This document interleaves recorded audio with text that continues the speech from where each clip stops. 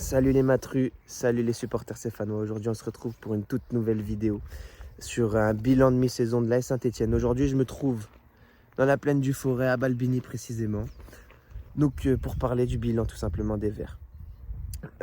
Pour commencer, cet été, les présidents ont montré et ont dit qu'ils voulaient une montée immédiate. Jusqu'à là, on est tous d'accord, je pense, pour une montée immédiate en Ligue 1. On ne peut pas se permettre une deuxième saison en Ligue 2. On arrive cet été à garder Lucas Tassin pendant le mercato d'été. On arrive à garder David Ashvili. On a des recrues, Mahmoud Jaber, Chico Lamba, pour renforcer l'équipe un maximum. Mais on arrive à un peu renforcer l'équipe réserve aussi. Désolé pour la coupure, il y a des gens qui sont passés à côté de moi. Le staff a énormément changé. On a changé beaucoup de préparateurs physiques, de kinés. On a vraiment évolué ce côté-là du staff. Peut-être même plus que les joueurs. Et je ne sais pas vraiment le point négatif là-dedans. Il n'y a pas de différence. Franchement, il n'y a pas de différence. Pour l'instant, je trouve, il n'y a pas de différence. Les joueurs sont aussi blessés. On voit Chico Lamba, on voit Benauer qui est blessé encore. Il n'y a pas de différence pour l'instant. On arrive tout simplement sur un classement de mi-saison plutôt négatif avec tout simplement l'AS Saint-Etienne qui finit, à l'heure actuelle où je vous tourne cette vidéo, qui finit 5e, sans compter bien sûr la 21e journée de Ligue 2 contre l'US Boulogne. Il finit 5e pour l'instant à 34 points avec un match de retard. Ensuite, nous avons 4e Red Star avec 37. De toute façon, je vous mets tout simplement le classement juste ici, comme vous pouvez le voir. Après, on a Le Mans, 38 points, 3e. 2e, Reims, 38 points. Et la grande surprise, je trouve, qui est 3 qui perd face au Mans, tout simplement 2-0.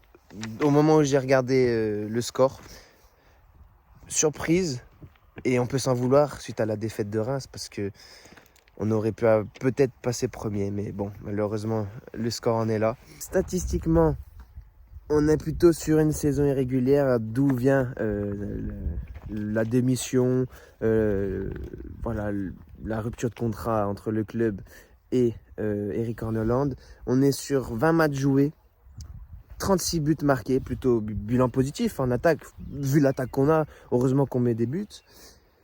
Buts encaissés, 26, ça c'est un peu plus négatif. Et on a sur un bilan 10 victoires, 4 nuls et 6 défaites. Points par match, environ 1,7. On peut clairement se le dire, c'est pas assez pour être promu automatiquement en Ligue 1. Personnellement, je sais pas vous, dites-le moi en commentaire, on en veut plus tout simplement de l'équipe pour en tout cas être promu automatiquement. C'est les présidents qui l'ont dit. Moi je suis déçu, je suis fortement déçu par cette équipe. Surtout du coach qui se remet pas en question constamment, qui se remet jamais en question. Horneland, on a un Irvine Cardona et Stassin qui s'entendent bien.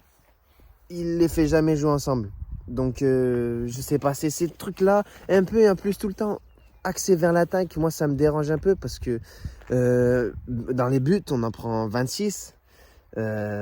Pratiquement c'est plus d'un but par match, c'est énorme, c'est trop. C'est trop, sachant que les équipes adverses du coup connaissent nos tactiques, savent comment on joue. Et ça joue en défaveur de la Saint-Etienne. Voilà. Donc le nouveau coach, ce serait Philippe Montagnier. Le contrat a été signé, il sera annoncé après le match ou le lendemain. Voilà. Il y a une voiture qui passe, donc c'est normal, désolé. Et oui, du coup, nouveau coach, on espère qu'il y aura du changement. En tout cas, on verra prochainement, mais je pense que ça va le faire. En tout cas, pour la montée, on est obligé, on n'a pas le choix, il faut gagner les matchs. On va parler des points positifs et des points négatifs. Les points positifs, attendez, parce que j'ai ma feuille bien sûr pour m'aider, parce que j'ai du mal à tout me retenir, c'est les débuts, on apprend. Les points positifs sont déjà l'écart faible entre toutes ces équipes du haut de classe, du haut de tableau. Voilà, c'est quand même, mine de rien, un classement assez rapproché. Donc, on peut espérer toujours cette place de promu automatiquement. Le budget de recrutement, hein, encore une fois, on sait qu'on a des présidents, un président, pardon, Larry Tannenbaum, qui est prêt à mettre de l'argent, voilà, pour ce club, qui est prêt à mettre de l'argent. Et ça, c'est plutôt positif. On sait qu'il a de l'argent, on sait qu'il a des grandes ambitions. Voilà, ce que je reproche un peu plus, c'est la mauvaise gestion de Ivan Gazidis, voilà, qui est notre président, vraiment le président de l'AS Saint-Étienne, voilà. Et aussi, l'autre point positif, je dirais, mais ça me paraît plutôt logique, c'est la plutôt bonne attaque qu'on a, les statistiques offensives qui sont plutôt convaincantes. Voilà, on a donc Lucas Tassin qui, malheureusement, ne trouve pas vraiment le chemin des filets. On espère que ce week-end, enfin en tout cas ce soir, pour moi, qui va retrouver ce chemin-là. Après, le retour de David Ashvili, bien sûr, et voilà. Les points négatifs. Encore une fois, je pense que c'est notre plus gros problème à l'AS Saint-Étienne. C'est la défense est trop fragile. La défense, surtout avec les blessures répétitives de Chico Lamba, la défense est trop faible.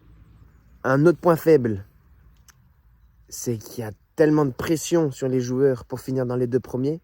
Je pense que ça joue aussi sur le moral, ça. Ça joue. Il y a tellement de pression, il n'y a pas le droit d'échouer. Il n'y a pas le droit. C'est victoire obligatoire à chaque match. C'est tellement c'est serré, on n'a pas le choix. Et aussi sur cette demi-saison, ce qui a pu faire jouer tout simplement ce classement-là et les résultats aussi, c'est l'incertitude du staff. Tu vois, on voit Orneland qui était possiblement sur la sellette, il arrive à se rattraper sur un match qui fait que je pense que ça joue aussi sur le moral des joueurs et du staff. Donc après, voilà, on espère qu'avec le nouveau coach, ça va bien se passer. On verra, de toute façon, on verra à la fin de saison. Suivez-moi encore pour voir tous les débriefs, tous les avant-matchs. Voilà, n'hésitez pas, en tout cas, ça fait plaisir. Bon, maintenant, ce qu'il faudrait pour le nouveau coach, tout simplement, ça serait déjà, premièrement, de travailler l'aspect défensif. Hein. Ne plus prendre de buts. Essayer d'en prendre le moins possible. Ce que j'aimerais aussi que le nouveau coach fasse, tout simplement, ce serait trouver une tactique, une identité. C'était l'objectif d'Orneland. C'est ce que j'espère en tout cas pour cette fin de saison. On espère avoir des résultats. En tout cas, merci beaucoup les matrus d'avoir suivi cette vidéo. N'hésitez pas à commenter votre avis sur cette mi-saison. Ce que vous aimerez pour la fin de saison. Voilà. Qu'est-ce que vous aimerez. N'hésitez pas à dire aussi ce que vous en pensez des joueurs qui vont arriver. Voilà, on sait que c'est bientôt fini. Le mercato dans quelques heures. Mais voilà, on se redit à bientôt. N'hésitez pas à liker, vous abonner. Allez, ciao, ciao les matrus.